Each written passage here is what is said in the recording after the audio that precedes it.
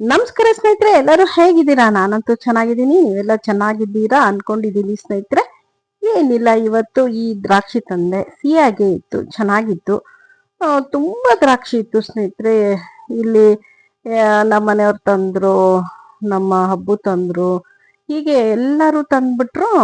ಮತ್ತೆ ಯಾರೋ ನೆಂಟರು ಬಂದಿದ್ರು. ಹೀಗೆ ಎಷ್ಟೊಂದು ಹಣ್ಣುಗಳು ಆಗೋಯ್ತು. ಇದನ್ನೆಲ್ಲ ತಿಂದು ತಿಂದು ಸಾಕಾಯ್ತು. ಎಲ್ಲಾ ರೀತಿಲೂ ಮಾಡಿದ್ವಿ. ಒಂದು ಐಡಿಯಾ ಮಾಡ್ತೀನಿ ನೀರು ಅಂದ್ಬಿಟ್ಟು ಇವಾಗ ಏನು ಮಾಡಿದೆ, ನಾನು ಇದನ್ನ ಬೇಯ್ಲಿಕ್ಕಿಟ್ಟೆ. ಯಾವುದ್ರಲ್ಲಿ? ಹಳೇ ಕುಕ್ಕರ್, ಇದು ಇಡ್ಲಿ ಪಾತ್ರೆ. ಇದರಲ್ಲಿ ನಾನು ಈ ದ್ರಾಕ್ಷಿನ ಚೆನ್ನಾಗಿ ತೊಳೆದು, ಯಾಕಂದ್ರೆ ಔಷಧಿ ಹೊಡೆದಿರ್ತಾರೆ ಸ್ನೇಹಿತರೆ. ನಾವು ಅದನ್ನ ಚೆನ್ನಾಗಿ 4-5 ಬಾರಿ ಚೆನ್ನಾಗಿ ತೊಳಿಬೇಕು ಸ್ನೇಹಿತರೆ. ಸೊಪ್ಪು ಯಾವುದೇ ಆಗ್ಲಿ, ಎಲ್ಲಾರು ಒಂದು ಔಷಧಿ ಹೊಡೆದಿರೋದ್ರಿಂದ ನಾವು ಕ್ಲೀನಾಗಿ ತೊಳೆದ್ಬಿಟ್ಟು ಈ ತರ ಇಡ್ಲಿ ಪಾತ್ರೆಯಲ್ಲಿ ಬೇಯ್ಲಿಕ್ಕೆ ಇಟ್ಟೆ ಸ್ನೇಹಿತರೆ.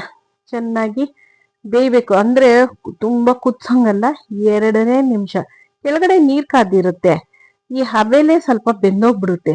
2 ನಿಮಿಷ ಸಾಕು ಸ್ನೇಹಿತರೆ. ಹೀಗೆ ನೀರನ್ನ ಕಾಯ್ಲಿಕ್ಕೆ ಇಟ್ಬಿಟ್ಟು ಇದನ್ನ ನಾವು ದ್ರಾಕ್ಷಿನ ಹಾಗೆ ಹಾಕೊಂಡ್ ಬರ್ಬೇಕು. ಅಷ್ಟರಲ್ಲಿ ನೀರ್ ಬಿಸಿಯಾಗಿರುತ್ತೆ. ಒಂದು ಪ್ಲೇಟ್ನ ಮುಚ್ಬಿಟ್ರೆ ಸಾಕು, ನಮ್ಮ ದ್ರಾಕ್ಷಿ ಬೆಂದೋಗಿರುತ್ತೆ.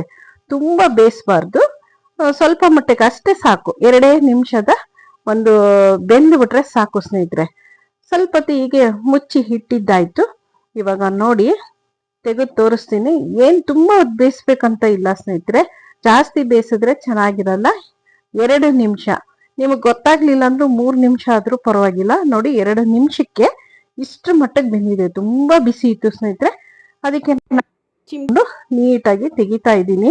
ಎಷ್ಟು ಬಿಸಿ ಇದೆ ಅಂದ್ರೆ ಅದು ನೋಡ್ಕೊಳ್ಬೇಕು ಎಷ್ಟು ಮಟ್ಟಿಗೆ ಬೆಂದಿದೆ ಅಂದ್ಬಿಟ್ಟು. 2 ನಿಮಿಷದ ಮೇಲೆ ಏನ್ ಬೇಯಿಸಿದ್ರೆ 3 ನಿಮಿಷ, ಅದಕ್ಕಿಂತ ಹೆಚ್ಚಾಗಿ ನಾವು ಈ ದ್ರಾಕ್ಷಿನ ಬೇಯಿಸಬಾರ್ದು. ಬೆಂದಾಗಿತ್ತು ತಟ್ಟೆಗೆಲ್ಲ ಹಾಕೊಂಡೆ ಸ್ನೇಹಿತರೆ. ಆಮೇಲೆ ನೀರ್ ಇರ್ಬಾರ್ದಲ್ಲ, ಅದ್ರಲ್ಲಿ ಅಬೇಲೆಲ್ಲ ನೀರಿರುತ್ತೆ. ಹೀಗೆ ಒಂದೊಂದೇ ತೆಕ್ಕೊಂಡೆ ಸ್ನೇಹಿತರೆ. ಎಲ್ಲಾನು ನಾನು ಎಷ್ಟು ದ್ರಾಕ್ಷಿ ಹಾಕಿದ್ನೋ ಎಲ್ಲ ಹದವಾಗಿ ಚೆನ್ನಾಗಿ ಬೆಂದಿತ್ತು. ಅಂದ್ರೆ ಆ ಬೇಲಿ 2 ನಿಮಿಷ ಬೇಯಿಸೋದು, ಇದನ್ನ ನೆನ್ಪಿಟ್ಕೊಳ್ಳಿ ಸ್ನೇಹಿತರೆ. ಯಾಕಂದ್ರೆ ತುಂಬಾ ಬೇಯಿಸೋದು, ಕೆಟ್ಟೋಗೋದು ಹಾಗೆಲ್ಲ ಮಾಡ್ಕೋಬೇಡಿ. ಇದು 2 ನಿಮಿಷ ಹಬೇಲಿ, ಕೆಳಗಡೆ ನೀರ್ ಹಾಕಿರ್ತೀವಲ್ಲ ಆ ಬೇಲಿ 2 ನಿಮಿಷ ಬೇಯಿಸಿದ್ರೆ ಸಾಕು. ಆಮೇಲೆ ಎಲ್ಲಾನು ನಾನು, ಇದು ಉದ್ದುದ್ದ ಇದೆ ನೋಡಿ ಸ್ನೇಹಿತರೆ, ತುಂಬಾ ಚೆನ್ನಾಗಿತ್ತು, ರುಚಿಯಾಗಿತ್ತು ಸ್ನೇಹಿತರೆ. ಅದನ್ನ ತಗೊಂಡೋಗಿ ಬಿಸಿಲಲ್ಲಿ ಹೀಗೆ ಒಣಗಾಕ್ಬಿಟ್ಟೆ.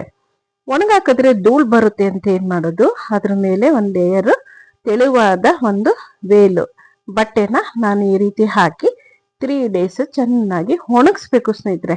ಒಣಗಿಸಿದ್ರೆ ನೋಡಿ ಈ ರೀತಿ ನಮ್ಮ ಒಣ ದ್ರಾಕ್ಷಿ ಆಗೋಯ್ತು. ಇಷ್ಟೇ ಸ್ನೇಹಿತರೆ ಒಣ ದ್ರಾಕ್ಷಿ ಮಾಡೋದು.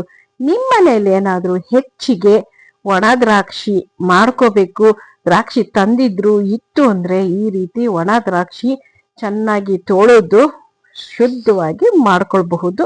ಏನಂತೀರಾ? ಕೋಮಲ ಸೌಜನ್ಯ ಯೂಟ್ಯೂಬ್ ಚಾನಲ್ ಹೀಗೆ ನೋಡ್ತಾ ಇರಿ, ಪ್ರೋತ್ಸಾಹಿಸಿ.